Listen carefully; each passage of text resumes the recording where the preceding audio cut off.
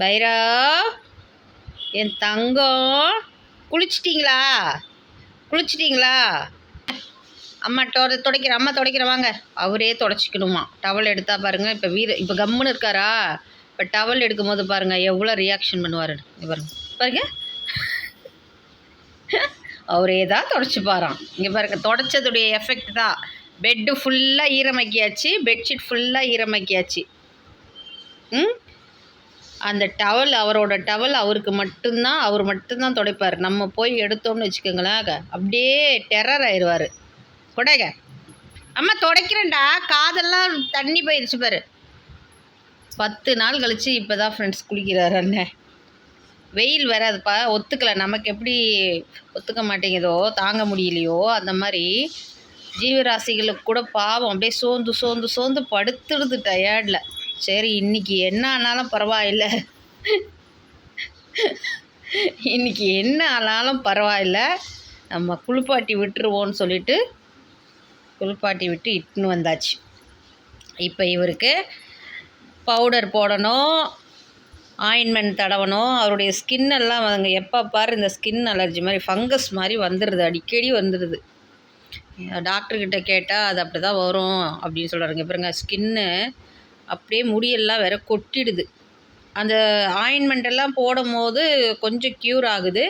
ஆனால் திருப்பி 10 நாள் கழித்து மறுபடியும் அது மாதிரி வந்துடுது. அது அந்த சீசனுக்கு அப்படி தாம்மா வரும் அப்படின்னு சொல்கிறாங்க.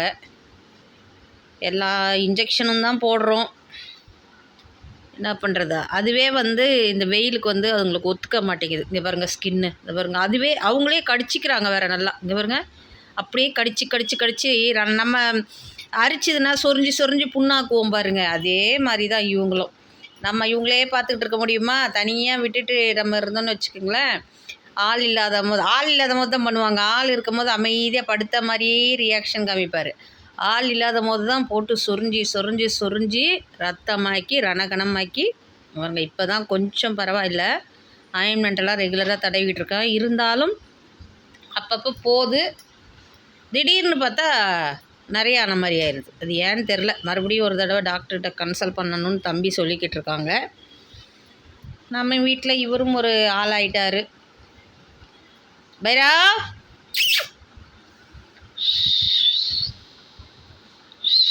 என்ன பண்ணிட்டுருக்காரு இவர்? வீடியோ எடுக்க போனால் ரியாக்ஷன் அப்படியே அமைதி காமிப்பார், டெரர் ஆவார் வேறு. என்ன ஒரு லுக்கு பாருங்க. நூல் சாப்பிட்றியா? ஏய், நூல் வாயில் போச்சு பாரு. நூல் வாயிலடா. காலாண்ட இதெல்லாம் என்ன பைரவ் நீ? ஏ பைரவ், எழுந்துரு, பா உள்ள போ. அம்மா நெருப்பட போகிறேன், உள்ள போ. எழுந்து போ, உள்ள போ. எந்திரிச்சு போகவே மாட்டார். என்ன ஆக்டிங் போடுற பைரவ் நீ? நெருப்புன்னா பயம். பைரவுக்கு நெருப்பு போடுறேன்னு சொன்னால் பயம், பட்டாசு வெடித்தா பயம். நார்மலாக டாக் எல்லாத்துக்குமே பட்டாசுனாவே பயம், அள்ளு விடும். இவர் ரொம்ப டெரர் வேறு. பார்க்குறதுக்கு தான் டெரராக இருப்பார், பட்டு ஃபுல்லாகவே வீக்னஸ்ஸு. யாராவது வந்தால் கூட குலைப்பார், ஆனால் உள்ளே போய் பூந்துருவார் பயந்துக்கிட்டு. சரி வா, பவுட்ரு போடலாம், வா பவுட்ரு போடலாமா? ஆயின்மெண்ட் வேணாவா? ஆயின்மெண்ட் போடலாமா? வாடி தங்கம்,